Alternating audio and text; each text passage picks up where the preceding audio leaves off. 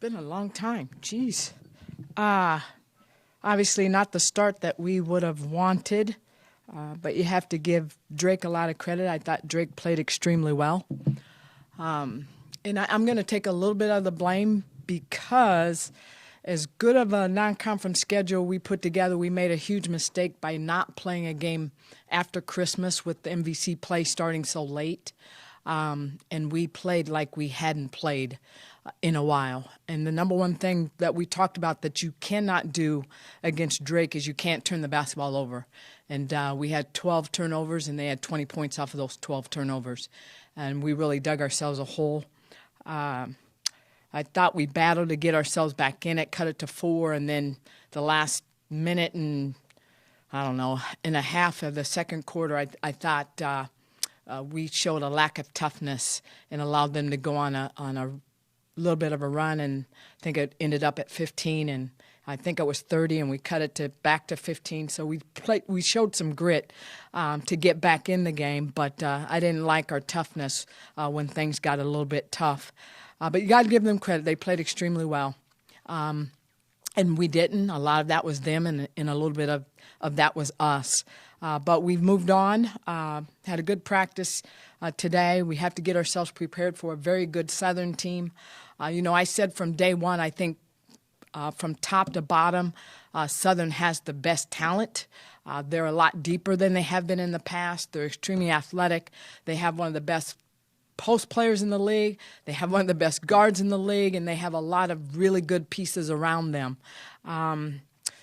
They do a lot of things well. They're extremely well coached, and they're a little bit upset coming off of a tough loss yesterday at Loyola, a game in which they played extremely well to get themselves back in it and lost somewhat of a heartbreaker. So we're going to have to be a lot more physical, a lot more tougher in terms of our ability to rebound, take care of the basketball, and try to find a way to get to 1-0 on Friday. Are there any questions? Now, for how the game went Friday, is it a good thing for this team that you have 2 tough road games coming up and a chance to really improve off of one tough road environment and go into another one and deal with that physicality and how well they play? It is. I mean, if you could ever set it up more perfect in terms of similar teams and the physicality and how they play, other than Drake playing a lot of zone. But they're all 3 extremely physical. They all 3 exploit your weaknesses and make you execute.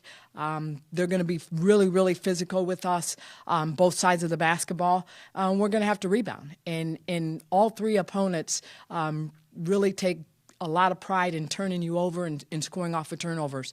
So if we could learn anything from the Drake game is the value of the basketball and our ability to try to box out and hold them to one and done. Any other questions? For those of us that weren't there, can you share with us how that injury happened to Megan and how you saw it and what all went down on that play? Well, that's a good question. By rule, it's probably the right call. However, I have not watched it, and I will not watch it. I watched it live. It happened right in front of me. But from everything that I have been told, she was moving prior to being hit. But given the circumstances, when you're up 20 and it's the end of the third quarter, it's a very unnecessary bad non-basketball play. And there's not a coach in our league that would not agree with me. It's like a blind block or a defenseless quarterback. I know Jenny well, and if the roles were reversed, she would be irate as well, especially if it was Ryan or Hittner. It was just a bad non-basketball play, a very unnecessary play. And the thing that frustrates me the most is when you watch a kid like Megan come back from injury and work her butt off in rehab to get herself back and be playing well and be playing with confidence, to have an unnecessary bad non-basketball play possibly sideline her again. That's a little hard for me to swallow. How soon will you know what Megan's status is? Hopefully sometime today. She just had an MRI this morning, and hopefully we'll find out something today, maybe no later than tomorrow. Who, moving forward, if she's not playing, who kind of takes those minutes Boy, we got to do a lot. You know, it's funny. Every time I talk about having depth, all this stuff happens.